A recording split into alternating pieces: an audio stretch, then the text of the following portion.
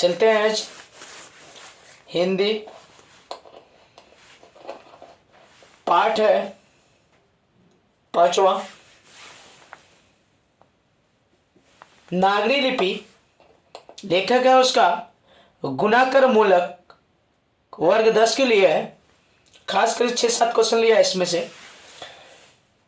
गुणाकर मूलक का जन्म 1935 महाराष्ट्र जिला अमरावती, मृत्यु 2009 में। क्वेश्चन है इसका कि देवनागरी लिपि के अक्षरों में स्थिरता कैसे आई? रुकावट, स्थिरता का मतलब होता है रुकावट। करीब 2 सदी पहले देवनागरी लिपि के टाइप बने और उसी टाइप से पुस्तक छपने लगी। इस प्रकार नागरी लिपि में स्थिरता आई। अगला क्वेश्चन है कि देवनागरी लिपि में कौन कौन सी भाषाएं लिखी जाती है? देवनागरी लिपि में कौन कौन सी भाषा लिखी जाती है? तो देवनागरी लिपि में मुख्यतः नेपाली, मराठी, संस्कृत, प्राकृतिक, हिंदी भाषाएं लिखी जाती है।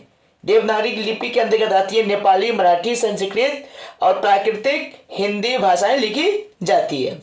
लेखक ने किन भारतीय लिपियों से देवनागरी की संबंध बताया है? लेखक ने किस भारतीय लिपि की संबंध देवनागरी लिपि से बताया है? लेखक ने गुजराती, बंगाली और ब्राह्मणी लिपियों से देवनागरी लिपि का संबंध बताया है। अगला क्वेश्चन है कि देवनागरी लिपि किसे कहते हैं? देवनागरी लिपि किसे कहते हैं? तो इसमें से कहता क्या है, सॉरी गलत हो गया, कि नंदी नागरी किसे कहते हैं? तो दक्षिण भारत में ये नागरी लिपि को ही नंदी नागरी लिपि कहते हैं। अगला क्वेश्चन है, दक्षिण भारत में इसको कहते हैं कि नंदी नागरी लिपि को ही क्या कहते हैं? उसको देवनागरी लिपि कहते हैं, या देवनागरी को ही नंदी नागरी लिपि कहते हैं। अगला क्वेश्चन है कि उत्तर भारत में किन शासकों ने प्राचीन नागरी लिपि या नागरी लेख प्राप्त होती है? कहने का अर्थ है कि उत्तर भारत में किन महाराजाओं, राजाओं या शासकों के प्राचीन नागरी लिपि का लेख प्राप्त होता है? तो उत्तर भारत में मिहिर, भोज, महेंद्रपाल आदि गुर्जर प्रतिहार राजाओं से नागरी लिपि का लेख प्राप्त होता है। अगला क्वेश्चन है कि नागरी लिपि कब एक सर्वदेशिक लिपि थी?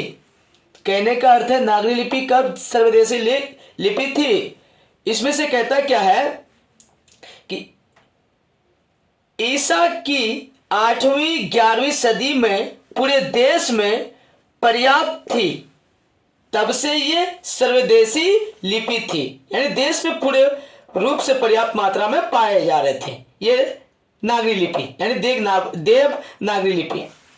अगला क्वेश्चन है गुर्जर प्रतिहार कौन थे?